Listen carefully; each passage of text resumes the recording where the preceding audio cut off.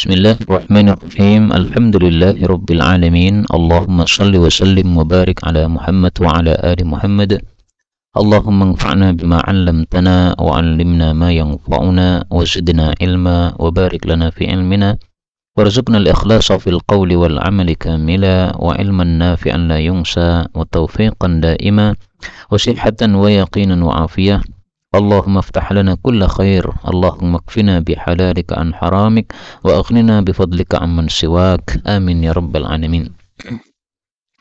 Kita lanjutkan pengajian Mukhtasar Sahih Muslim dan kita sudah sampai pada kitab tentang libas pakaian. Babu azabil musawwirina yaumal qiyamah. Bab siksaan bagi orang-orang yang menggambar besok pada hari kiamat. Dan menggambar ini mencakup gambar yang berbentuk maupun yang tidak berbentuk. Tetapi yang berbentuk itu sepakat para ulama haramnya apabila adalah makhluk yang bernyawa. Adapun ketika dia tidak berbentuk maka ada khilaf. Sebagian membolehkan apabila mumtahan, yaitu gambarnya direndahkan seperti menjadi kaset atau untuk spray sehingga diinjak-injak atau ditiduri, nggak boleh digantung yang dimuliakan. 1269 An Sa'id bin Abi al-Hasan qala ja'a rajulun ila Ibn Abbas faqala inni rajulun usawwiru hadhihi as-suwara fa'aftini fiha qala lahu udnu minni fadana minhu ثم قال أدن مني فدنا حتى وضع يده على رأسه وقال أنبئك بما سمعت من رسول الله صلى الله عليه وسلم سمعت رسول الله صلى الله عليه وسلم يقول كل مصور في النار يجعل له بكل سورة صورها نفسا فتعذبه في جهنم وقال إن كنت لابد فاعلا فاصنع الشجر وما لا نفس له أي لا روح له. Hadis ini merupakan dalil bagi mayoritas ulama bahwa menggambar makhluk bernyawa itulah yang dilarang. Adapun makhluk tidak bernyawa maka boleh. Waqala ini maksudnya Ibnu Abbas ya. Jadi bukan sabda Rasulullah sallallahu alaihi wasallam. Kalau sabda Nabi sampai fatu'adzibuhu fi jahannam. Kemudian waqala Ibnu Abbas. Nah, dia tambahkan dari perkataan dirinya. Kemudian kata-kata nafsun itu maksudnya ruhun, dan ada khilaf di antara para ulama apakah nafsun itu adalah sama dengan ruhun ataukah nafsun dengan ruhun itu dua hal yang berbeda. Nah, hadis ini merupakan dalil yang menguatkan pendapat yang mengatakan nafsun sama ruhun itu sama. Karena la nafsa ay la ruha. Kemudian hadis ini menunjukkan bahwa menggambar makhluk bernyawa adalah dosa besar karena diancam dengan siksa di neraka, sebagaimana biasanya kita katakan tanda dosa besar ada 4: dilaknat, dimurkai Allah, disiksa di neraka, atau hukuman had. Bab tasydid al musawwirin, bab larangan keras bagi orang-orang yang menggambar. Fadhal. An Abi Surata qala tafatu ma'a Abi Hurairah fi dari Marwana fara'a fiha tasawira faqala sami'tu Rasulullah sallallahu alaihi wasallam yaqulu qala Allah azza wa jalla wa man adlamu mimman dhahaba yakhluqu khalqan ka khalqi fala yakhluqu dzarratan aw liyakhluqu habatan aw liyakhluqu sya'iratan. Nah, ini yang dijadikan dalil oleh Imam Mujahid bahwa menggambar makhluk tidak bernyawa pun juga tidak boleh. Karena disebutkan di sini habbah itu tidak bernyawa, syairah juga tidak bernyawa. Tapi ini tidak menunjukkan hal tersebut. Karena ini adalah bicara tentang siksaan di neraka, bukan bicara tentang hukumnya. Adapun dzarrah itu adalah semut kecil berwarna merah. Bukan seperti sebagian orang mengartikan dzarrah adalah atom, ini tidak tepat ya, karena suatu kata itu diterjemahkan sesuai dengan yang dikehendaki oleh orang-orang yang menggunakannya. Nah, zaman dulu mereka menggunakan makna dzarrah dengan arti semut kecil. Seperti kata-kata sayyarah tidak bisa diartikan mobil dalam surat Yusuf, karena kata-kata sayyarah pada masa itu tidak digunakan untuk arti mobil. Babul nahyi 'an at-takhattum 'an takhattum adh-dhahabi wasyurbi bil fiddati wa lubsil hariri wad dibaj. Bab larangan menggunakan cincin emas maksudnya untuk laki-laki dan minum dengan perak maksudnya untuk laki dan perempuan dan memakai al-hariri sutra wad dibaji dan sutra. Dibaj itu satu jenis sutra. Berarti ini termasuk dzikrul khas ba'dal 'am. Disebutkan yang khusus yaitu dibaj setelah harir yang umum. Babnya benar nggak, Ustaz? Takhattumidz dzahabi wasyurbi bil fiddah gitu. Karena sebenarnya kan agak rancu tau begini nih. Tapi karena hadisnya memang bicaranya begitu ya. Karena kan berarti hukumnya jadi satunya untuk laki-laki, satunya untuk perempuan gitu. Tapi karena hadisnya begitu dibuat bab seperti hadisnya. 71 an al-Bara' ibn Azib radhiyallahu anhu qala amarna Rasulullah sallallahu alaihi wasallam bi sab'in wa nahana an sab'in. Kemudian dirinci. Amarna bi iyadatil marid yang pertama, wattiba'il janazah kedua, tashmitil atis ketiga, ibraril qasami atau qala al-muqsim yang keempat, wa nasril mazlum yang kelima, wa ijabatid da'i keenam, wa ifsya'is salam yang ketujuh. Ijabatud da'i menurut jumhur ulama itu yang wajib hanyalah undangan walimah, sementara yang lain tidaklah wajib. Menurut sebagian kecil ulama, semua undangan makan adalah wajib untuk didatangi. Yang wajib datangnya bukan makannya. Makannya bebas sebagaimana sabda Nabi, insya'a ta'ima wa insya'a taraka. Wa nahana an khawatima aw qala takhattumin bil-dhahabi. Ini untuk laki-laki. Wa an syurbin bil fiddah, ini untuk perempuan. Wa anil mayathir, kemarin sudah ya, maitharah yaitu lemek di atas pelana yang digunakan yang biasanya dari sutra. Kalau selain sutra enggak ada masalah. Wa anil qasi kemarin juga sudah, yaitu sutra Qos. Qos itu negara satu kota di Mesir, maka sutra Qos yaitu sutra buatan Mesir. Wa an lubsil hariri wal istabraqi wad dibaj. Istabraq sebutkan dalam Quran min sundusin wa istabraq. Sundus sutra tipis, istabraq sutra tebal. Adapun dibaj tadi sudah satu jenis sutra. Babun fi tarhi khatamil dhahab, bab melempar cincin emas. Itu untuk laki-laki maksudnya. Fadhal. An Ibnu Abbas radhiyallahu anhuma anna Rasulullah sallallahu alaihi wasallam ra'a khataman min dhahabin fi yadi rajulin fanaza'ahu fatarahahu wa qala ya'midu ahadukum ila jamratin min narin fayaj'aluha fi yadihi. Faqila li rajuli ba'da ma dhahaba Rasulullah sallallahu alaihi wasallam qul khatimaka intafi bihi. Qala la wallahi la akhudhu abadan wa qad tarahahu Rasulullah sallallahu alaihi wasallam. Dalam hadis yang lebih lengkap, orang ini setelah melempar cincin emas, kemudian dia mengambil cincin besi. Maka Rasulullah katakan, hadza akhbath, hadza hilyatu ahli nar. Ini cincin besi lebih jelek, ini hiasannya ahli neraka. Akhirnya dia lempar lagi. Kemudian dia ambil cincin perak, dibiarkan oleh Rasulullah sallallahu alaihi wasallam. Dan itulah dalil bagi mereka yang mengatakan cincin besi adalah haram juga bagi laki-laki. Tapi itu masalah khilafiyah. Sebagian ulama membolehkan dengan sebab hadis tentang masalah orang yang melamar perempuan tapi nggak punya mahar.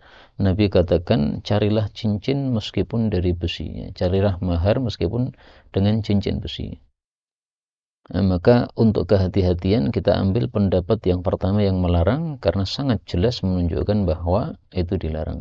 Adapun hadis ini tadi tentang mahar itu banyak ihtimal atau kemungkinan ya. Kemungkinannya sebelum dilarang, kemungkinannya lagi maksudnya bukan untuk kamu pakai tetapi untuk dipakai oleh calon istrimu. Karena untuk perempuan tidak terlarang. Kemudian yang ketiga, kemungkinan ketiga bisa jadi itu adalah apa? Maksudnya hadisnya itu membolehkan cincin besi itu maksudnya sebelum dilarang oleh Rasul sallallahu alaihi wasallam. Berarti dua kemungkinan ya. Kemungkinannya sebelum dilarang, kemungkinannya tidak untuk dia pakai. 1373 wa an Abdullah bin Umar radhiyallahu anhuma anna Rasulullah sallallahu alaihi wasallam istana'a khataman min dhahabin fa kana yaj'alu fassahu fi batni kaffihi idza labisahu fa sana'ahu an-nas. Jadi fassahu atau mata akiknya itu berada di dalam, bukan di luar. Karena tujuannya Nabi ini tidak untuk berhias, tapi tujuannya untuk stempel. Nah, maka stempel kalau tulisannya itu berada di bagian dalam telapak tangan, lebih mudah untuk menstempel karena tinggal ditempelkan saja telapak tangannya sudah jadi stempel. Tapi masalah ini bebas kalau kita misalnya meletakkan mata akik di luar sebagaimana rata-rata orang seperti itu, maka tidak ada masalah sama sekali karena dalam hal ini Rasulullah SAW tidak memberikan aturan. Ya. Beliau hanya melakukan begitu tapi enggak buat aturan. ثم إنه جلس على المنبر فنزعه فقال إني كنت ألبس هذا الخاتم وأجعله فصه من داخل فرمى به ثم قال والله لا ألبسه أبدا فنبذ الناس خواتيمهم. Inilah pertama kali diharamkannya emas. Sebelum itu emas belum haram untuk laki-laki sehingga beliau memakainya. Nah, begitu diharamkan oleh Allah, maka Rasulullah pun lempar di atas mimbar. Akhirnya semuanya pun juga melepasnya masing-masing. Babun lubsin Nabi sallallahu alaihi wasallam khataman min wariqin naqshuhu Muhammadun Rasulullah wa labsul khulafa'i min ba'dihi. Jadi Nabi punya cincin tulisannya Muhammad Rasulullah, menurut pendapat yang masyhur tulisannya dari bawah Muhammadun, kemudian atasnya Rasul, kemudian atasnya Allah. Tapi ini tidak ada hadis yang sahih yang menunjukkan hal tersebut. Sehingga pendapat yang lebih bagus adalah ya tulisan Muhammad Rasulullah seperti biasanya orang Arab kalau nulis dari atas ya, Muhammad atas, bawahnya Rasul, bawahnya lagi Allah. Dan itu tidak masalah, bukan merendahkan Allah Subhanahu wa taala karena hanya sekedar urutan tulisan. Kemudian cincin tersebut diwarisi oleh para khulafa.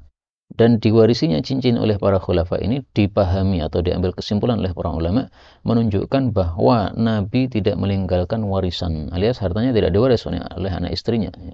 Karena kalau hartanya diwaris oleh anak istrinya, tentunya cincin itu akan dibawa oleh anak dan istri beliau. Nah, adanya dibawa oleh para khulafa menunjukkan bahwa an-nabiyyu la yurath, Nabi tidak diwarisi. 1374 fadhal.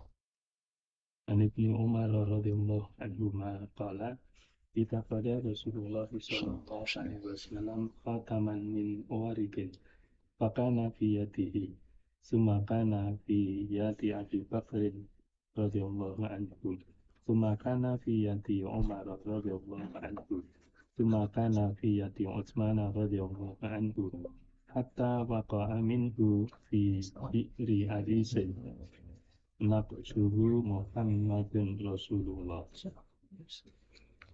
Ini menunjukkan bahwa cincin boleh kita tulisi dengan tulisan-tulisan hikmah atau dengan nama. Kalau dengan tulisan hikmah, sebagaimana dilakukan oleh para salaf, Sayyidina Umar tulisannya kafa bil mauti wa'idhan ya Umar. Cukup kematian sebagai nasihat wahai Sayyidi Umar. Ada lagi sebagian orang menulis di cincinnya tulisan saufa yamdi, akan berlalu. Nah, sehingga setiap kali dia mendapatkan musibah, dia baca cincin tadi, jadi hatinya tenang. Karena dia yakin bahwa semua urusan pasti akan berlalu. Adapun jatuhnya cincin ini dari tangan Sayyidina Uthman di sumur Aris, kemudian tidak bisa diambil lagi, tidak diketemukan. Nah, itu seperti isyarat bahwasanya di masa dia muncul fitnah. Maka dulu di masa Abu Bakar nggak ada fitnah, di masa Sayyidina Umar nggak ada fitnah. Nah, di masa Sayyidina Uthman baru muncul fitnah. Khawarij muncul membunuh Sayyidina Uthman. Nah, itu isyarat dengan apa? Hilangnya cincin baginda Rasul sallallahu alaihi wasallam.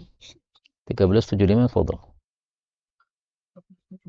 Anas bin Malik radhiyallahu anhu anna Nabiy sallallahu alaihi wasallam ittakhadha khataman min fiddatin wa naqasha fihi Muhammadun Rasulullah. Wa qala lin-nasi inni takhadtu khataman min fiddatin wa naqashtu fihi Muhammadun Rasulullah wala yanqus ahadun ala naqshihi. Maka janganlah mengukir seseorang di atas ukirannya. Maksudnya jangan menulis Muhammadun Rasulullah pada cincin masing-masing. Dan ini menunjukkan dua hal ya. Pertama, saking cintanya sahabat Nabi SAW, sehingga apapun dilakukan Nabi mereka pasti ingin niru gitu. Nah, Rasulullah paham kan, wah ini kalau saya buat cincin tulisannya Muhammad Rasulullah, pasti mereka juga akan buat Muhammad Rasulullah. Maka dilarang oleh Nabi SAW. Yang kedua, menunjukkan bahwa tujuan Nabi untuk membuat cincin itu untuk stempelnya surat. Sehingga kalau masing-masing semua orang membuat cincin dengan tulisan Muhammad Rasulullah, maka akan menjadi rancu. Ini suratnya, stempelnya dari siapa? Karena semua orang pakai cincin tersebut. Maka ini termasuk dalam bab saddul dzara'i, yaitu menutup celah yang menuju kepada kemudaratan. 76. عن أنس رضي الله عنه أن النبي صلى الله عليه وسلم أراد أن يقوم إلى كسرى وقيصر ونجاشي. Kisra, presiden apa ini? Persia. Kaisar, Najasyi. Habasyah atau Ethiopia untuk Yaman. Tuba untuk Mesir. Fir'aun untuk Indonesia presiden. Jadi ini nama-nama kepala negara nih. Betul. Fakila innahum la yaqbaluna kitaban illa bi khatamin. Fasawwa Rasulullah sallallahu alaihi wasallam khataman halaqatuhu fidzatan wa naqasha fihi Muhammadun Rasulullah sallallahu alaihi wasallam. Fasagha ay ja'ala hulliyan. Nabi membuat perhiasan berupa khataman. Jadi as-sa'ir itu adalah kalau sekarang ya tukang emas. Orang yang tukang membuat emas. Jadi emas dari batangan kemudian dibuat cincin, itu namanya as-sa'ir. Ada seorang ulama namanya Ibrahim as-Sa'ir, itu disebutkan dalam Sunan Abu Dawud.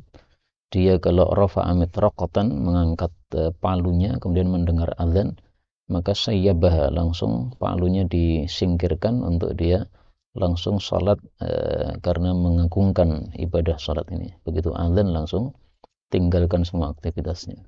Nah, Ibrahim as-Sa'ir itu tugasnya itu, as-Sa'ir, Sogho ini tadi. Maksudnya tadi ini. Ibrahim as-Sa'ir, saya enggak ngerti saya. Babun fi khatamin fassuhu habasyiyun wa takhattumu bil yamin. Bab tentang cincin yang mata akiknya itu adalah dari batu Habasyah dan bercincin dengan tangan kanan, pada tangan kanan. 1377 wa an Anas bin Malik radhiyallahu anhu anna Rasulullah sallallahu alaihi wasallam labisa khatama fiddatin fi yaminihi fihi fassun habasyiyyun kana yaj'alu fassahu mimma yali kaffahu. Ini sudah dibahas tadi bahwa mata akiknya Nabi memang di dalam karena tujuannya untuk menstempel tadi. Tapi seandainya mata akik ditaruh di luar tidak ada masalah karena Rasulullah sallallahu alaihi wasallam tidak membuat batasan apapun dalam hal ini. Babun fi lubzil khatami fil khinsiri minal yadil yusra. Bab menggunakan cincin pada jentik kiri. Jentiknya tangan kiri. Jentik itu apa? Kelingking ya. Fadal. An Anasin radhiyallahu anhu qala ana khatamun nabi sallallahu alaihi wasallam fi hadhihi wa asyara ila al-khinsiri min yadil yusra. Jadi boleh menggunakan cincin dengan tangan kanan sebagaimana boleh dengan tangan kiri karena dua-duanya sahih dari Rasulullah sallallahu alaihi wasallam. Artinya kadang beliau pakai dengan tangan kanan, kadang beliau dengan tangan kiri. Adapun kenapa ditaruh pada bagian jari kelingking itu karena lebih mengamankan terhadap cincin tersebut. Kemudian juga tidak mengganggu pekerjaan kita. Kalau ditaruh di tengah, mungkin akan mengganggu banyak pekerjaan kita. Babun fin nahyi 'anit takhattum fil wusta wallati taliha. Bab larangan menggunakan cincin pada jari tengah, jari yang paling panjang, dan yang sebelahnya yaitu jari telunjuk. Fadhal. An Ali radhiyallahu anhu qala nahani Rasulullah sallallahu alaihi wasallam an atakhattama fi isba'i hadhihi aw hadhihi. Qala fa ma'a ilal musta wallati taliha. Ini termasuk larangan makruh saja, tidak sampai kepada haram karena kaidah yang biasanya an-nahyu fil adabi lil karahah. Larangan dalam bab adab cuma makruh, tidak sampai kepada haram. Adapun dalam bab ibadah maka hukum asalnya litahrim. Bab ma jaa fil inti'al wal istikthar minan ni'al. Bab tentang bersandal dan memperbanyak sandal. Nah, zaman dulu sandalnya mungkin enggak kuat-kuat gitu ya, sehingga kalau safar tuh bawa banyak sandal. Satu jebat ganti sandal yang lain. Nah, sekarang alhamdulillah sandalnya sudah bagus, maka tidak harus membawa sandal banyak sebagaimana zahir hadis ini. Fadhal. عن جابر بن عبد الله رضي الله عنه قال سمعت النبي صلى الله عليه وسلم يقول في غزوة غزوناها استكثروا من النعال فإن الرجل لا يزال راقبا man ta'ala. Seseorang senantiasa berkendara selama dia bersandal. Artinya sandal itu memudahkan kita dalam berjalan sebagaimana mudahnya orang yang berkendara. Karena dengan bersandal kita tidak kepanasan, dengan bersandal kita tidak kena duri. Babun idzan ta'ala ahadukum falyabda bil yumna. Yumna atau yamin? Yamin ya. Kalau bersandal maka hendaklah memulai dengan kanan, wa idza khala'a falyabda bil shimal. Kalau melepas hendaklah memulai dengan yang kiri. 81 an Abi Hurairah radhiyallahu anhu an Nabi sallallahu alaihi wasallam qala idzan ta'ala ahadukum falyabda bil yumna wa idza khala'a falyabda bis shimal wal yul'ilhuma jami'an aw liyakhla'huma jami'an. Jadi tidak boleh bersandal satu saja karena ini termasuk kezaliman terhadap sebagian kaki. Maka kalau satunya cepat ya dilepas semuanya, diperbaiki baru kemudian dipakai lagi. Babun nahyi 'anil masyi fi na'il wahidah, bab larangan bersandal dengan satu sandal, berjalan dengan satu sandal. Fadhal. An Abi Hurairah radhiyallahu anhu anna Rasulullah sallallahu alaihi wasallam qala la yamshi ahadukum fi na'lin wahidatin liyun'ilhuma jami'an aw liyakhla'huma jami'an. Yun'il itu memasang sandal. Berarti yun'ilhuma memasangi sandal, memasangkan sandal kedua-duanya, liyakhla'huma melepas sandal. Nazir bagi hadis ini adalah larangan orang duduk di tempat yang sebagian tubuhnya terkena sinar matahari, sebagiannya enggak kena. Karena ada seseorang duduk seperti itu oleh Nabi disuruh pindah ya. Kamu geser sehingga tubuhmu semuanya kena panas atau semuanya terkena iup-iupan. Karena separuh tubuh tidak dikasih iup-iupan itu menyebabkan nanti jadi ada sesuatu yang rusak pada tubuhnya menjadi sakit. Maka sebab-sebab munculnya sakit dihindari oleh Rasulullah sallallahu alaihi wasallam, termasuk sandal satu ini juga. Babun nahyi 'anil qaza', bab larangan dari qaza'. Fadhal. An Ibnu Umar radhiyallahu anhuma anna Rasulullah sallallahu alaihi wasallam naha 'anil qaza'i. Qala qultu li Nafi'in wa mal qaza'u? Qala yuhlaku ba'du ra'si as-sabiyyi wa yutraku ba'du. Jadi qaza' sudah ditafsiri oleh perawinya dan kaidahnya mengatakan ar-rawi adra bima rawa, sehingga tafsirnya kuat ya, yaitu menggundul sebagian kepala dan membiarkan sebagiannya. Adapun sebagiannya lebih tipis, sebagiannya lebih tebal, bukan termasuk dari al-qaza'. Kalau semuanya diambil ya. Kalau sebagiannya digundul, sebagiannya dilepas, ini yang disebut qaza'. Karena ada tafsiran yang lain, tetapi tadi kaidah kita ar-rawi adra bima rawa. Adapun hikmahnya diperselisihkan oleh para ulama. Ada yang mengatakan karena tasywih, menyebabkan jeleknya rupa. Yang kedua mengatakan bahwa itu adalah tingkahnya orang-orang Yahudi sebagaimana diriwayatkan dalam Sunan Abu Dawud.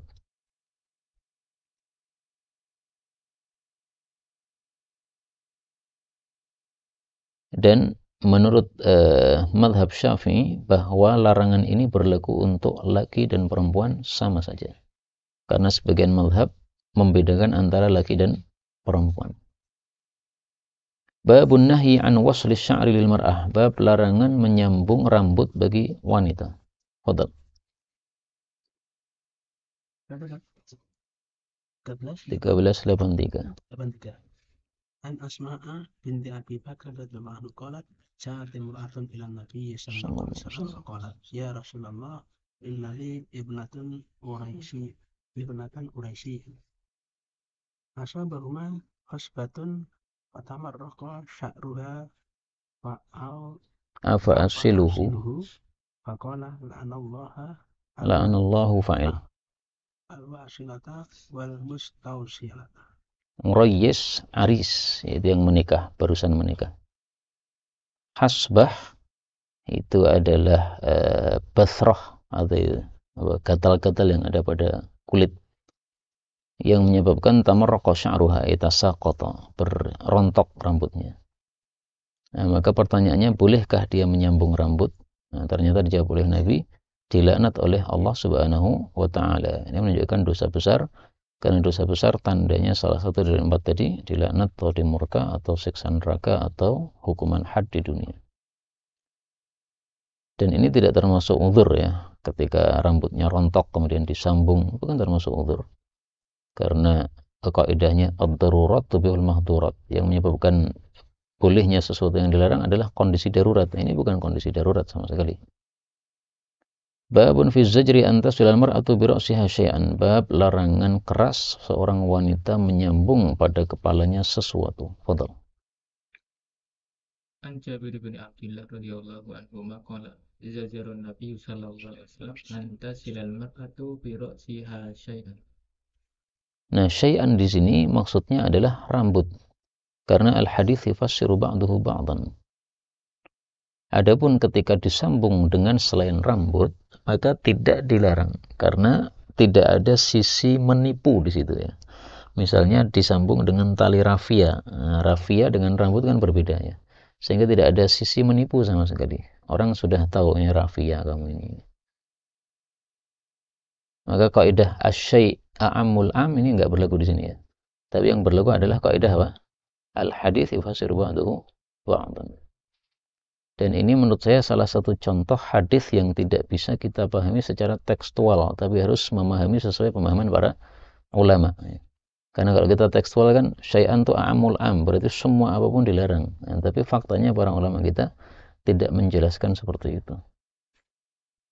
1385 an Humaid bin Abdurrahman bin Auf annahu sami'a Muawiyah bin Abi Sufyan radhiyallahu anhum 'ama hajja wa huwa 'ala al-minbari wa tanawala qussatan min sya'rin.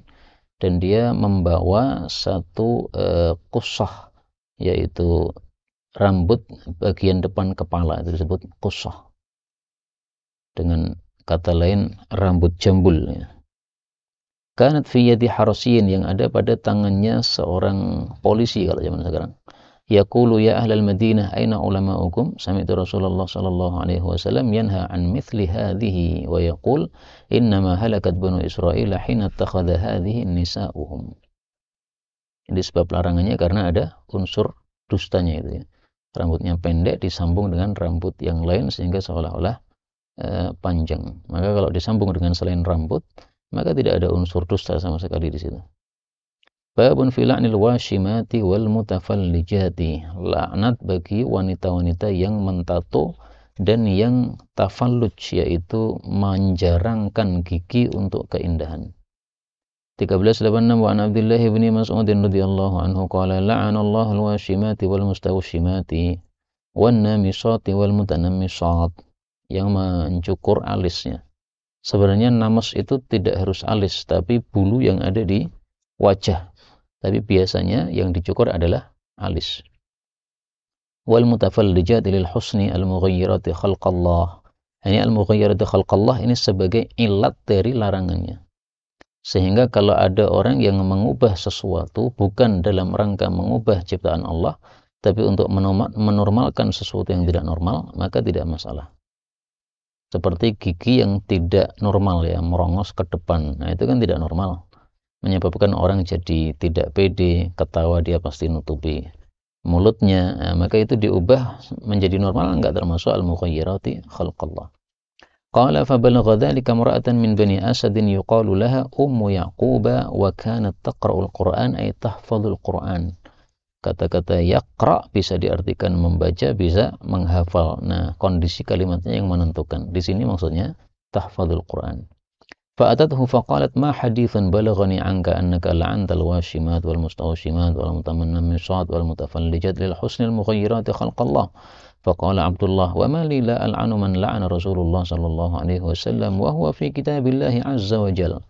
Faqalat al-mar'ah laqad qara'tu ma baina lawhil mushaf fama wajadtuh فقال لئن كنت قرأتيه لقد وجدتيه قال الله عز وجل وما آتاكم الرسول فخذوه وما نهاكم عنه فانتهوا فقالت المرأة فإني أرى شيئا من هذا على امرأتك الآن قال فاذهبي فانظري قال فدخلت على امرأة عبد الله فلم تر شيئا فجاءت إليه فقالت ما رأيت شيئا فقال أما لو كان ذلك لم نجامعها. Nujami' di sini bukan jima ya, maksudnya tidak akan kumpul serumah dengan saya, artinya pasti saya cerai istri saya kalau dia nekat melakukan apa yang dilarang oleh Rasulullah sallallahu alaihi wasallam.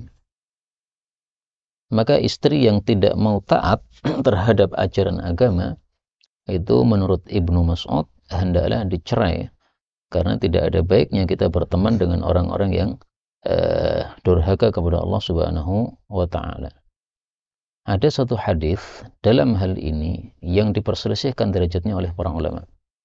Sayyi'atul khuluq, wanita yang akhlaknya jelek. Thalathatun yad'una Allah azza wa jalla. 3 orang doa kepada Allah tidak akan dikabulkan doanya. Salah satunya adalah rajulun kanat tahtahu imra'atun sayyi'atul khuluq. Istrinya jelek akhlaknya, dia tidak mau mencerai. Ini hadis riwayat Hakim, dan ini yang dipakai oleh Ustaz Mudzakir bahwa wanita akhlak jelek harus apa? Dicerai. Tapi saya tanya kepada Syekhuna Mahir Al-Fahl, beliau katakan al-haditsu ma'lulun. Hadis itu punya ilat ya, sehingga dia dhaif, maka tidak bisa dijadikan sebagai hujjah dalam bab ini. Sehingga cerai atau tidak ya terserah sesuai dengan apa? Maslahatnya. Maka tidak harus cerai ya. Tidak harus apa? Cerai ketika akhlaknya jelek seperti itu. Diperbaiki yang bisa diperbaiki. Babun fil mutasyabbi' bima lam yu'ta. Bab tentang orang yang merasa menampakkan kenyang terhadap sesuatu yang dia tidak diberi. Maksudnya pura-pura dia kaya padahal tidak kaya. Pura-pura diberi padahal tidak diberi. Fadhal.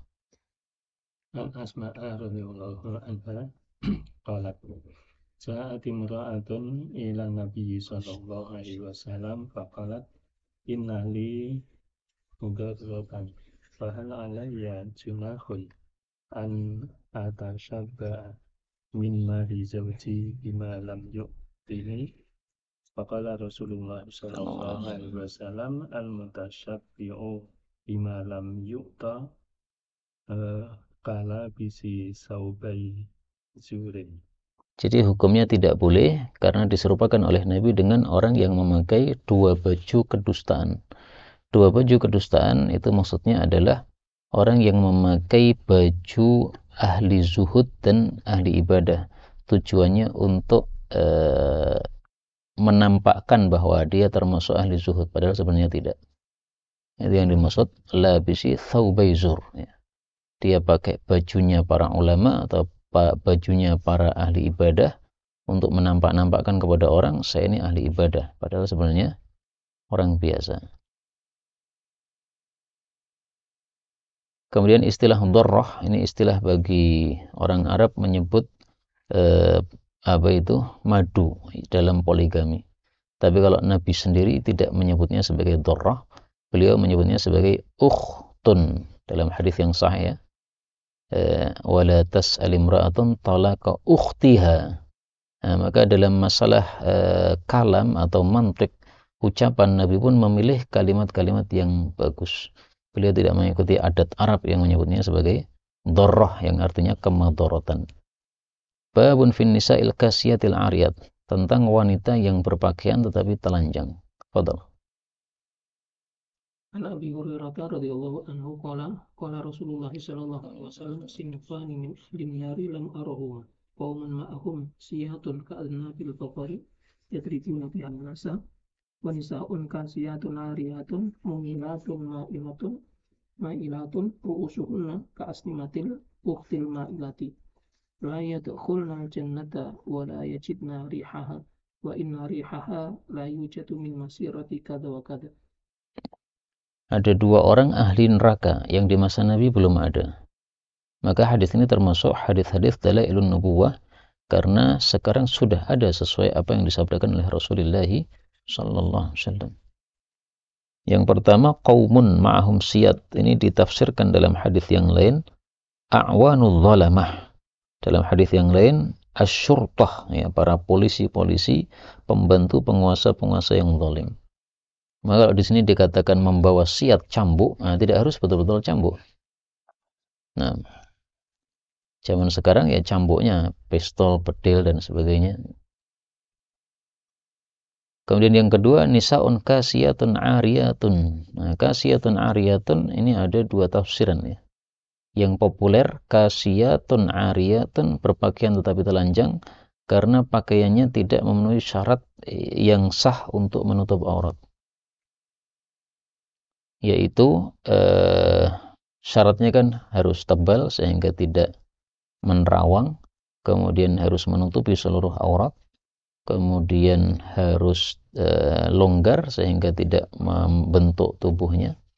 Nah, maka kalau salah satu dari tiga ini tidak terpenuhi, berarti dia kasiyatun ariyat. Tafsiran yang masyhur. Tafsiran yang kedua, kasiyatun libasaz zinah, ariyatun an libasit taqwa. Pakaiannya adalah pakaian-pakaian dunia saja, tapi pakaian takwa dia alias amal soleh dia nggak punya. Jadi wanita-wanita yang tidak baik, amalannya buruk, berarti ariyatun anit taqwa, tapi pakaiannya mewah karena orang-orang kaya. Adapun al-bukhti itu adalah unta yang punuknya besar. Maka diserupakan oleh Nabi SAW, di atas kepalanya wanita ini ada benjolan sebagaimana punuknya unta yang besar itu. Dan ini sudah kita lihat zaman sekarang ya, wanita-wanita suka apa? Masang tambahan bendolan pada jilbab mereka. Saya kira dulu itu adalah rambut yang digulung gitu. Ternyata bukan. Itu adalah pasangan di dalam kepala, ditaruh sesuatu yang bendol ke atas, kemudian setelah itu baru dikasih jilbab. Nah, karena saya tahu karena ada teman saya yang jualan kayak gitu. Kemudian saya bilang ini nggak boleh ini. Antum jual dapat dosanya karena apa? Termasuk yang disebutkan oleh Rasulullah sallallahu alaihi wasallam. Nah, terus dia berhenti dari menjual tersebut. Adapun wa inna rihaha, baunya surga bisa didapat dari jarak tempuh sekian dan sekian, ini kita dapatkan 3 hadis. Hadis yang pertama, khamsumi'ah amin, 500 tahun. Hadis yang kedua, sab'ina aman, 70 tahun. Hadis yang ketiga, arba'ina aman, 40 tahun. Jadi paling kecil 40, kemudian 70, kemudian 500. Maka dari sini kita ketahui bahwa jumlah-jumlah ini bukan untuk membatasi, tapi adalah litakthir, ya, untuk menunjukkan banyaknya atau jauhnya. Orang Arab sering menggunakan 40 atau 70 atau 700 atau 500 atau 100 nih. Itu semuanya warid dalam hadis-hadis Rasulullah sallallahu alaihi wasallam. Contohnya tentang sutrah. Melewati sutrah lebih bagus dia berhenti mi'atan, ya kan? Berhenti 100. Nah, 100 apa tuh? Nah, itu maksudnya adalah apa? Mi'ata amin, ya, 100 tahun. Apakah itu betul-betul berhenti 100 tahun? Enggak mungkin kita berdiri 100 tahun. Maka itu adalah litakfir saja. Kalau bahasa kita ya 50 ya, 50 buntet itu kan tidak harus 50, atau kerocokan 1000 tidak harus 1000. Bab qat'il qala'id min a'naqid dawab. Bab memotong kalung-kalung dari tengkuk-tengkuk binatang melata. Fadhal. Irin al-Ansari radhiyallahu anhu annahu kana ma'a Rasulillah sallallahu alaihi wasallam fi ba'di asfarihi qala farsala Rasulullah sallallahu alaihi wasallam rasulan qala Abdullah bin Abi Bakrin hasibtu annahu qala wan nasu fi mabitihim la yabqayanna fi raqabatina ba'irin kilatatun min watari Au qala kiladatun. Illa quti'at qala malikun urada lika minal aini. Ya, jadi rawinya ragu apakah Nabi mengatakan kiladatun min watarin atau Nabi mengatakan kiladatun titik.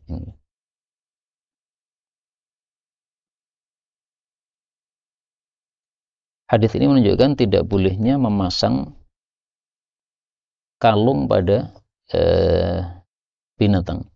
Tapi ditafsir oleh Imam Malik, uradzalika minal ain.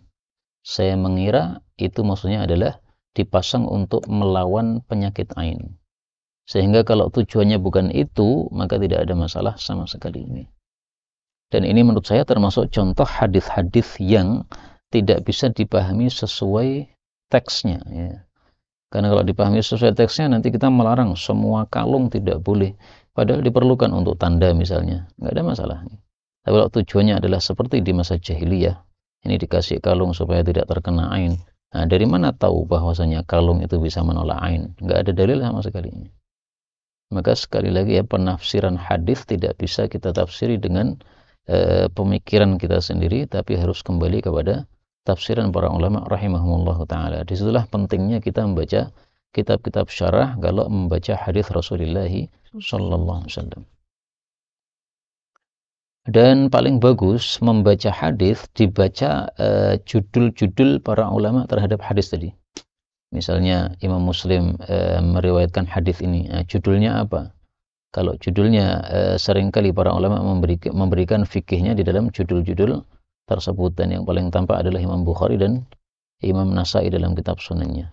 Maka Sunan Nasai salah satu fadilahnya menurut sebagian masyayikhuna adalah dalam judul-judulnya ya mengandung fikih-fikih yang sangat jelas dari Al-Imam An-Nasai rahimahullahu taala. Babun fil ajras, bab tentang jaros, lonceng. Wa anal malaikata la tashabu rufqatan fiha kalbun wala jaras. Malaikat tidak bersahabat dengan rombongan yang ada anjing dan jaros padanya. Fadal. An Abi Hurairah ta'ala Rasulullah sallallahu alaihi wasallam qala la tashabul malaikatu rufqatan fiha kalbun wala jaras. Yang dimaksud malaikat ini adalah malaikat rahmat. Adapun malaikat hafazah tetap menyertai orang meskipun ada anjing atau jaros padanya.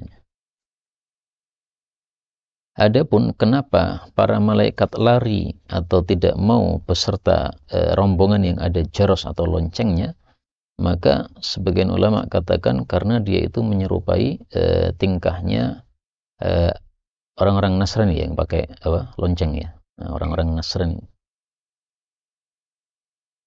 Atau karena mereka tidak menyukai suaranya, karena dalam hadis yang lain Rasulullah SAW bersabda bahwa lonceng tersebut adalah mazamirus syaitan, serulingnya setan. Nah, suaranya itulah yang tidak disukai sehingga malaikat pun tidak menyertai suara lonceng tersebut, yaitu yang dikalungi terus ada suaranya. Kemudian hukum dari larangan ini adalah makruh menurut para ulama kita rahimahumullahu ta'ala.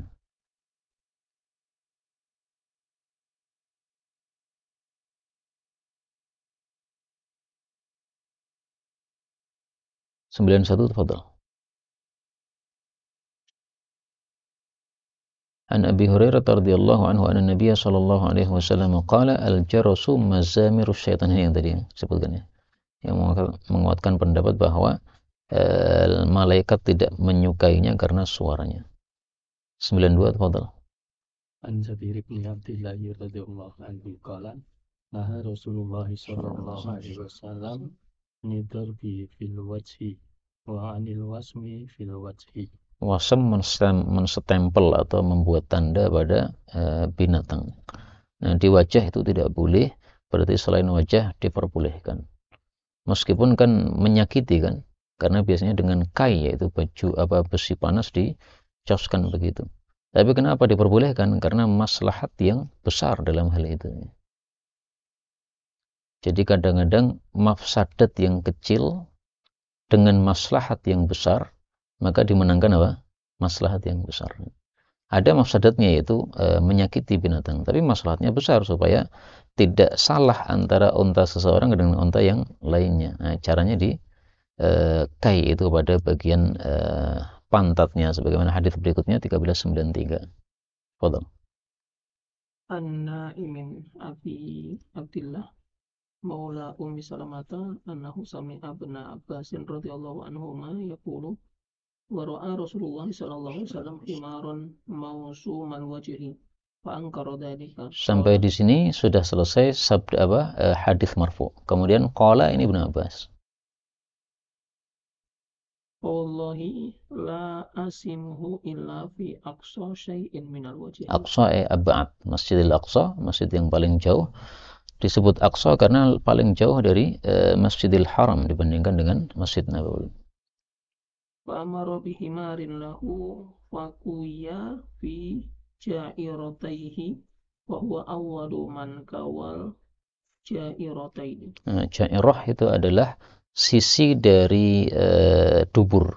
Dubur kan ada lubangnya. Nah, terus di samping kanannya dan samping kirinya ada sisinya. Nah, dua sisi di luar dubur itu adalah jairatain.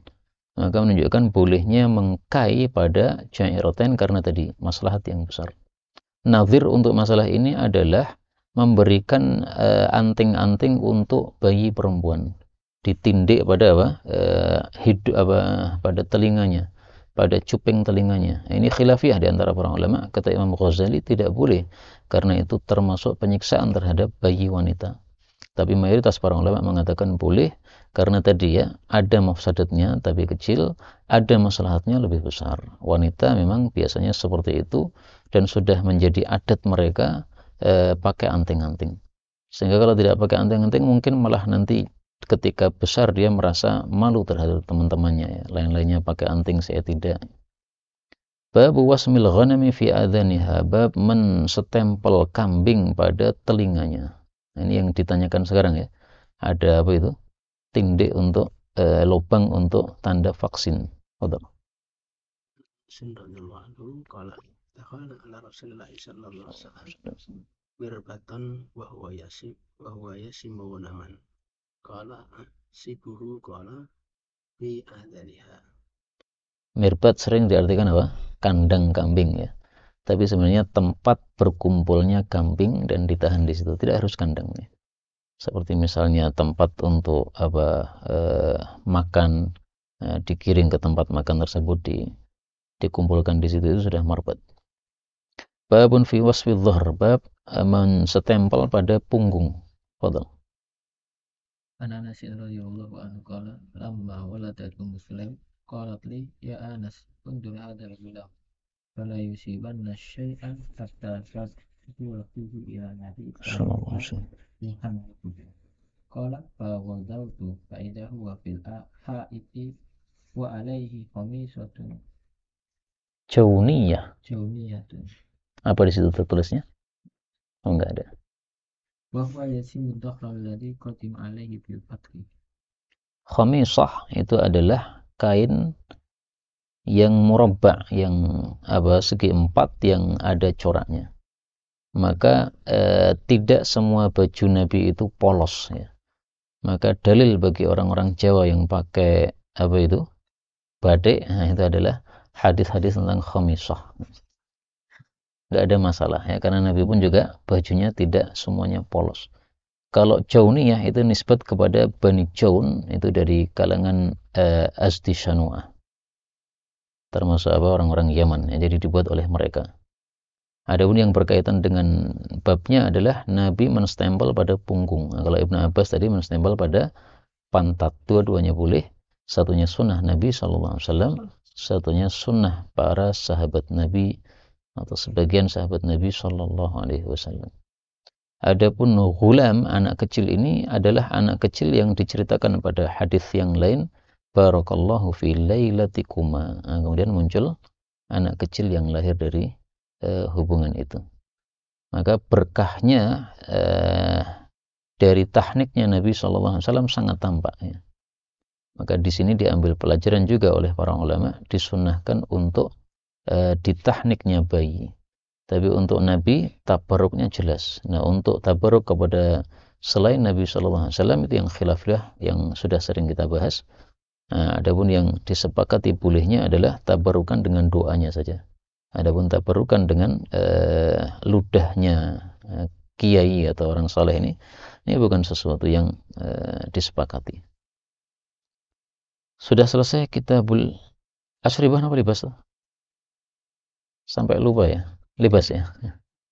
Baik, kita lanjutkan kitabul adab. Babu qaulin Nabi sallallahu alaihi wasallam tasammu bismi wa la takannu bi kunyati. Adab ini nanti akan banyak membahas tentang masalah nama. Jadi Islam itu agama yang sempurna sampai masalah nama pun dibahas. Bab yang pertama, bernamalah dengan namaku dan jangan berkunyah dengan kunyahku. Ini termasuk hadis yang diperselisihkan maknanya oleh para ulama, tetapi kita temukan hadis yang menafsirinya, yaitu hadis riwayat Tirmidzi. Idza sammaitum bi fala takannau bi. Kalau kalian menggunakan nama saya, maka jangan pakai nama kunyah saya. Maka makna hadis ini adalah dilarang menggabungkan antara nama Nabi dengan kunyah Nabi. Nama kita Muhammad, kunyah kita tidak boleh Abul Qasim.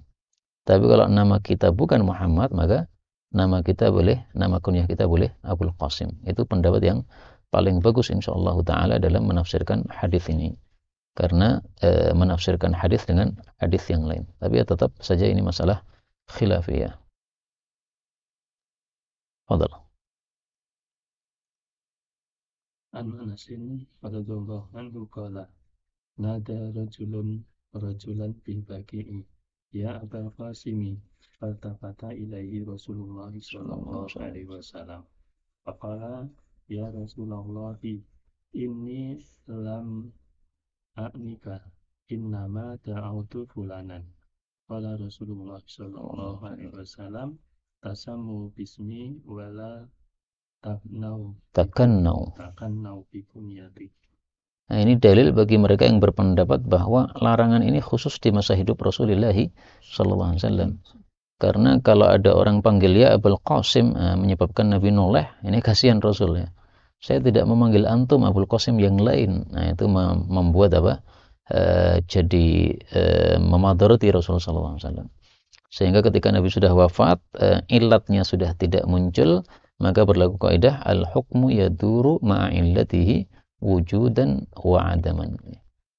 Tapi pendapat yang saya pilih tetap yang pertama tadi, yaitu tidak boleh menggunakan kunyah Rasul sallallahu alaihi wasallam apabila kita sudah bernama dengan nama beliau yaitu Muhammad. Tapi kalau namanya selain Muhammad atau Ahmad, maka selain berkunyah dengan maka silahkan berkunyah dengan Abul Qasim. Bab tasmiyah bi Muhammadin sallallahu alaihi wasallam. Bab bernama dengan nama Muhammad. Semua hadis tentang fadilah bernama Muhammad tidak ada satupun yang sahih. Salah satunya adalah yang mengatakan barang siapa yang memberi nama anaknya Muhammad, maka dia dan anaknya masuk surga. Nah, kata Ibnu Al-Qayyim dalam Al-Manarul Munif, itu termasuk hadis yang sangat jelas kepalsuannya dari siyaqul kalamnya. Masa masuk surga dengan nama? Enak sekali. Masuk surga dengan amal, kemudian munculkan rahmat Allah Subhanahu wa taala. Fadhal.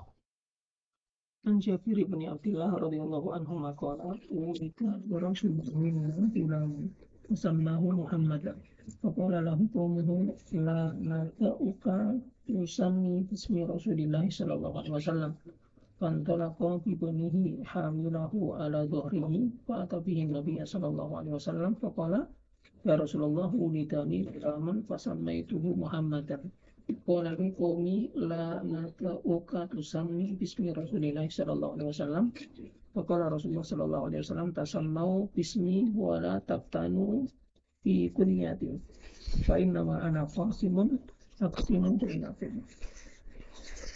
Jadi bernama Muhammad diperbolehkan oleh Rasul sallallahu alaihi wasallam, tapi berkunyah enggak boleh. Ilatnya jelas ya. Kalau Muhammad enggak mungkin ada orang panggil Nabi ya Muhammad, enggak mungkin. Karena Allah sudah melarang, la taj'alu du'a ar-rasuli bainakum ka du'a'i ba'dikum ba'da. Tapi kalau ada orang bernama Abul Qasim, nah beliau sering dipanggil dengan nama ya Abul Qasim, terutama oleh orang-orang Yahudi yang akan memuliakan beliau. Karena nama kunyah itu termasuk penghormatan bagi orang-orang Arab ya. Jadi kalau orang mau menghormati seseorang tidak panggil namanya tapi panggil dengan nama kunyah. Adapun makna fa innama ana qasimun aqsimu bainakum ada dua tafsir. Tafsir yang dipilih oleh Syekhuna Mustafa Al-Bukha, aqsimu bainakum yaitu ilmu atau wahyu. Wahyu ini oleh Nabi disampaikan semuanya, dibagi-bagi untuk semua umat, enggak ada yang disembunyikan oleh beliau. Tapi wallahu yu'ti, tapi yang ngasih pemahaman Allah ya. Jadi semua wahyu sudah disampaikan oleh Nabi, tapi pahamnya beda-beda, itu Allah yang ngasih. Adapun saya memang tugasnya cuma membagi atau menyampaikan. Makna yang kedua adalah yang berkaitan dengan harta, apa yang diberikan oleh Nabi SAW dari harta fai atau harta ghanimah, itu nggak boleh protes. Karena tiada lain, saya hanya membagi, adapun yang menetapkannya Allah. Sehingga kalau ada yang dikasih banyak, ada yang dikasih sedikit, nggak boleh protes. Semua itu hanyalah Nabi praktekkan perintah Allah Subhanahu wa Ta'ala. Saya cuma qasim, Allah yang menetapkan pemberiannya. Babu ahabbul asma'i ilallahi ta'ala Abdullah Abdurrahman. Nama yang paling dicintai Allah adalah Abdullah dan Abdurrahman. Fadal.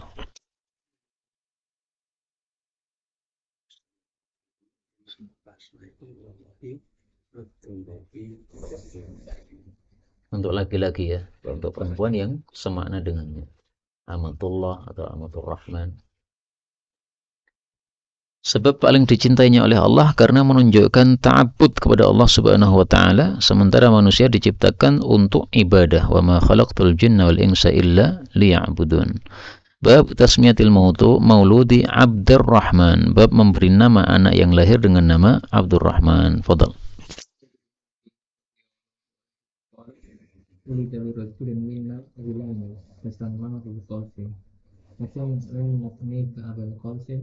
Bulan ini aina pada Nabi Sallallahu pada qarulu takut faqala as'aluka. Jadi nama Abdurrahman termasuk nama yang dipilih oleh Rasulullah sallallahu alaihi wasallam. Kemudian hadis ini dalil bahwa boleh memberi nama pada hari kelahiran pertama. Karena wulida fasamma, ya, fa itu menunjukkan apa? Tartib yang tidak ada tarakhi, berarti langsung dinamai pada hari itu juga. Dan hadis yang menunjukkan hal tersebut sangat banyak. Salah satunya sabda Nabi SAW yang lebih jelas lagi, wulidali al-lailata ghulamun fasammaituhu bismi abi Ibrahim. Semalam anak saya sudah lahir, sekarang saya kasih nama Ibrahim. Nah, kemudian khilaf di antara para ulama, kapan boleh kasih nama hari pertama? Kalau fikihnya Imam Bukhari, babu tasmiyatil mauludi ghadata yuladu liman lam ya'uqa. Penamaan hari pertama untuk yang tidak akikah. Tapi kalau mau akikah, maka penamaannya nunggu hari yang ke-7. Tapi pendapat mazhab Hambali bahwa kasih nama itu bebas, adapun hari ke-7 itu afdaliyah. Sebagaimana mereka berpendapat bahwa akikah itu bebas, boleh sebelum hari ke-7, boleh setelah hari ke-7. Adapun hari ke-7 itu bukan ta'yin tetapi afdaliyah. Nah, kalau mazhab Maliki kan ta'yin kan, harus hari ke-7. Sebelum hari ke-7 nggak bisa, setelah hari ke-7 juga tidak bisa. Artinya hari ke-7 nggak bisa, berarti sudah lewat. Maka dalam masalah fikih memang ada pemikiran para ulama yang luas, ada pemikiran yang sempit. Nah, saya lihat paling sering sempit itu adalah apa? Atau beberapa kali kita temukan sempit itu adalah pendapatnya Imam Malik rahimahullahu ta'ala.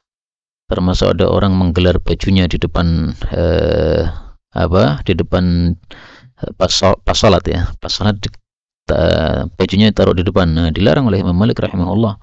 Kata beliau, seumur-umur nggak pernah ada orang gelar baju di depan ketika salat ini. Kalau sekarang ya sajadah digelar gitu. Diingkari oleh beliau rahimahullahu ta'ala. Bab tasmiyatil maulud Abdullah wa mashihi wassalati alaihi. Bab memberi nama anak dengan nama Abdullah dan mengusapnya pada kepalanya dan mendoakan terhadapnya. Karena as-salat dari manusia maknanya adalah doa. Dari malaikat adalah istighfar, dari Allah adalah rahmat atau maghfirah atau sana. Fadal.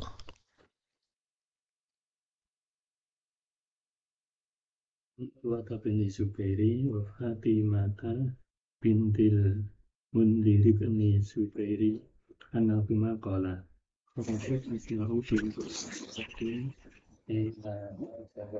ya khutbah bi Abdillah bin Zubairi Fatimat kubaan fanufisat bi Abdillahi bi kubain summa kharajat hina nufisat ila Rasulillah sallallahu alaihi wasallam liyuhannikahu.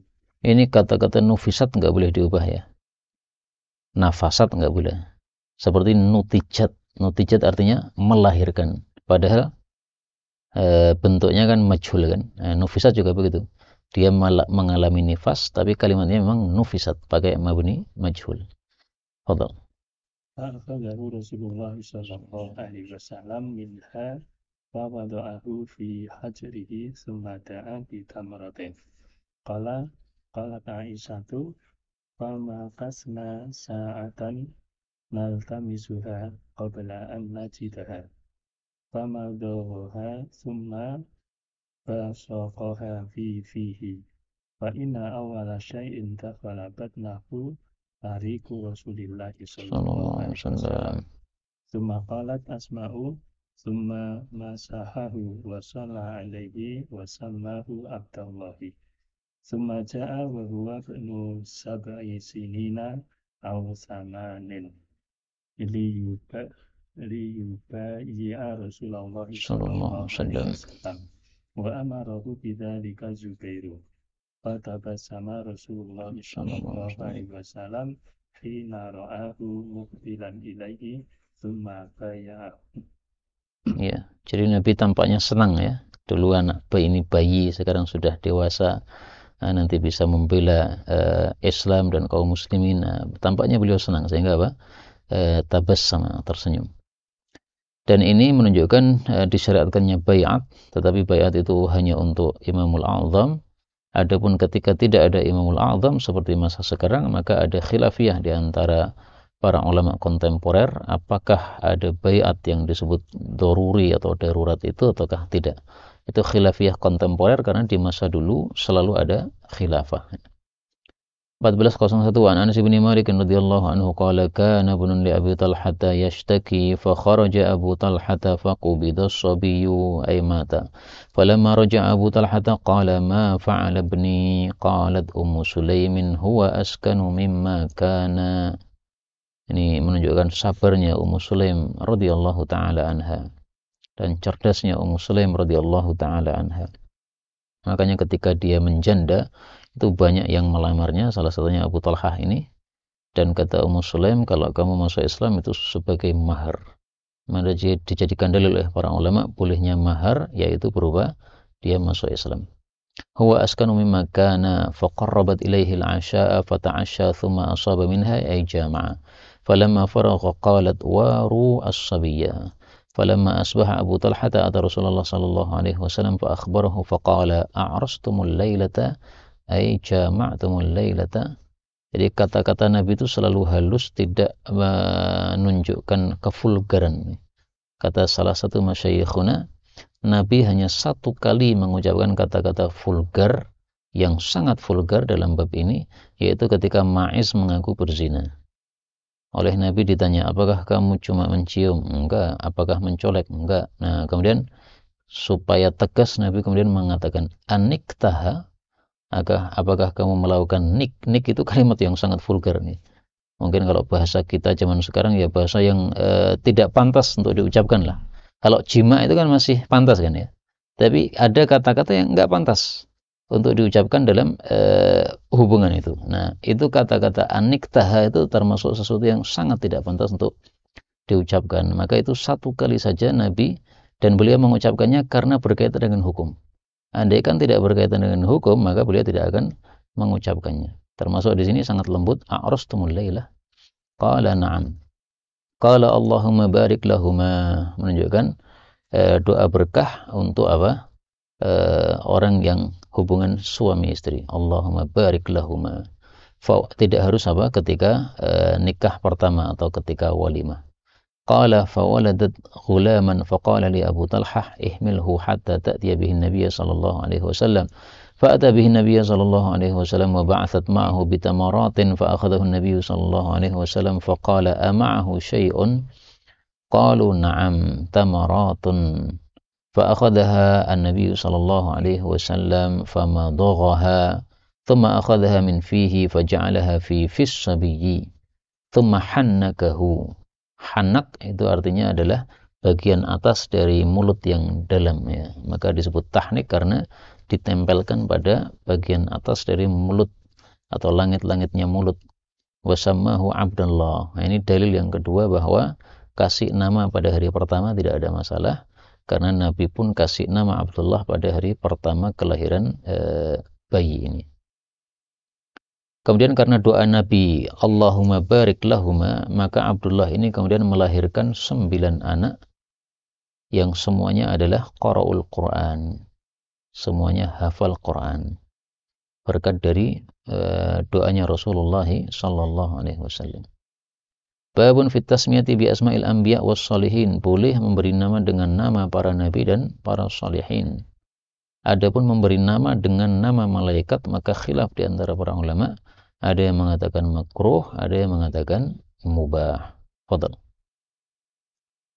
Anil Mughirah ibni Syu'bah radhiyallahu anhu qala lamma qatimtu najrana sa'aluni faqalu innakum taqra'una ya ukhta Haruna wa Musa qabla Isa fi kadza wa kadza. Fi kadza wa kadza maksudnya 1500 tahun jarak antara Nabi Musa dengan Nabi Isa alaihissalatu wassalam. Maka dianggap ini ayatnya rancu ya. Maryam adalah ukhta Harun. Padahal Harun saudaranya Nabi Musa. Sementara Maryam ibunya Isa. Enggak nyambung jaraknya 1500 tahun. Betul. Falamma qadimtu ala Rasulillah sallallahu alaihi wasallam sa'altuhu an dzalika faqala innahum kanu yusannuna bi anbiya'ihim wasolihina qablahum. Ya, jadi maksudnya Harun yang dimaksud di situ bukan Harun kakaknya Nabi Musa, tapi Harun saudaranya Maryam. Maka Maryam ini punya mas namanya apa? Harun, sehingga disebut sebagai ya ukhta Harun. Babu tasmiyatil maulud bi Ibrahim, memberi nama anak dengan nama Ibrahim yang artinya abun rahim, bapak yang kasih sayang. Kan seolah-olah nggak nyambung ya, bayi tapi namanya bapak yang kasih sayang. Tapi boleh tidak? Fadal. Nabi Musa radhiyallahu anhu qala wulida li ulama fa'ataitu bihi nabiyya sallallahu alaihi wasallam sama'u Ibrahim wa hannatahu bitamra. Ini sekaligus menunjukkan bolehnya memberi nama pada hari pertama, bolehnya memberi nama dengan nama para nabi, bolehnya memberi nama dengan nama bapak. Untuk hadis yang lain ya, karena Nabi memberi nama dengan nama Ibrahim, padahal Ibrahim adalah nama bapak beliau Nabi Ibrahim sallallahu alaihi wasallam. Babu tasmiyatil maulud al-mungdhir, memberi nama anak dengan nama al-mungdhir. Fadal.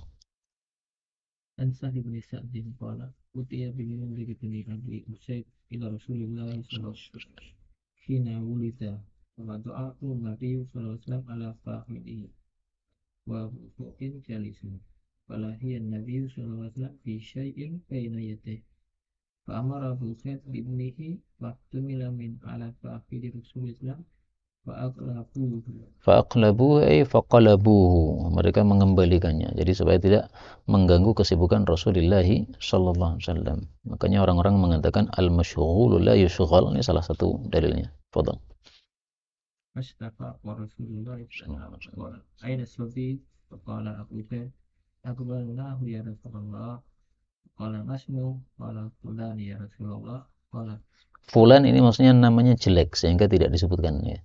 Jadi namanya nama yang tidak baik, misalnya harbun, perang dan sejenisnya. Qala la walakin ismuhul mundhir fatamahu yawma idin al-mundhir. Ismuhul mungdir atau asmihil mungdir? Ada yang asmihi enggak? Ada. Nah, memang kalau kita buka kitab-kitab hadis yang matbu yang tercetak sekarang, ada yang memberi harokat asmihi, ada yang memberi harokat ismuhu. Nah, asmihi. Di tempat saya ismuhu. Tapi dua-duanya bisa. Artinya ihtimal dua-duanya ya. Kalau asmihi berarti isim fi'il amr ya. Kalau ismuhu berarti isim, enggak ada masalah. Hadis ini menunjukkan disyariatkannya mengubah nama yang tidak baik. Demikian juga mengubah nama yang makruh. Kalau ini untuk contoh nama yang tidak baik ya. Tapi untuk contoh nama yang makruh, hadis-hadis berikutnya nanti. Bab taghyiril ismi ila ahsan minhu, bab mengubah nama kepada yang lebih bagus.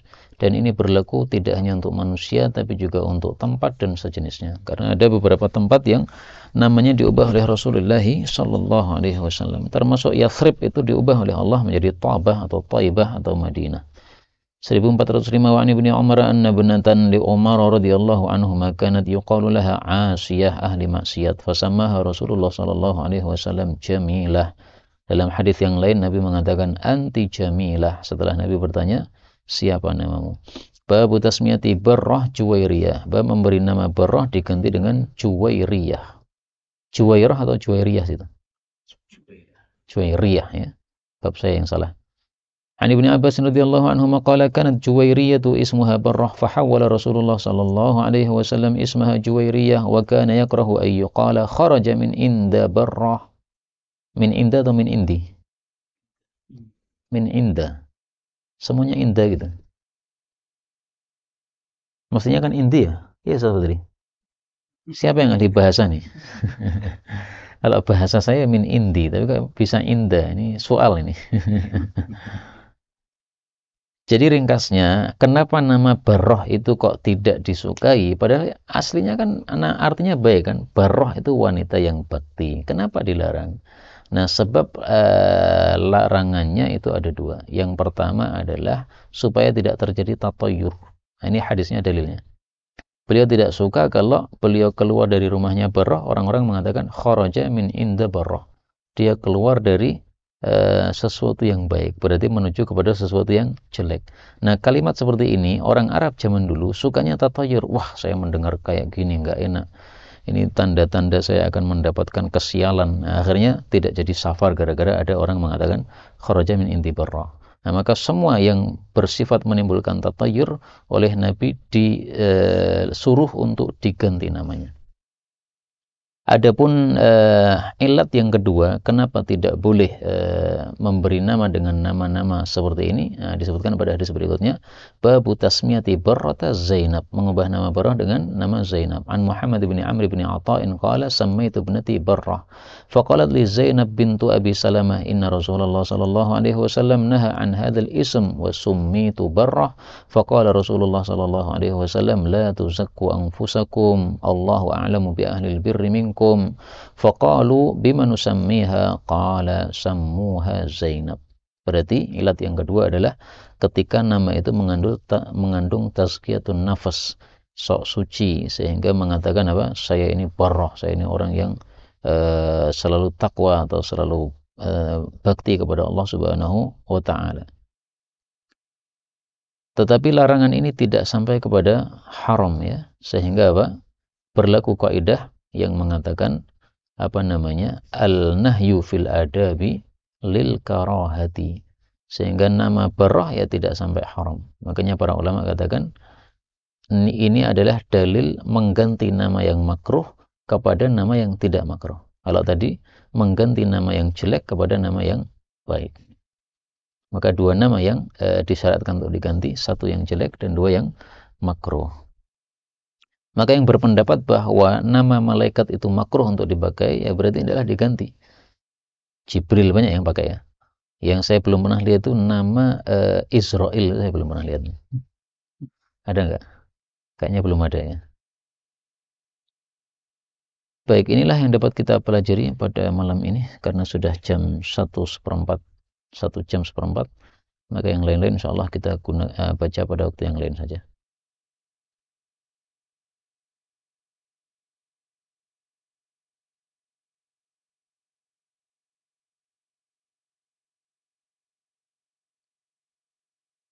Ada tambahan silakan.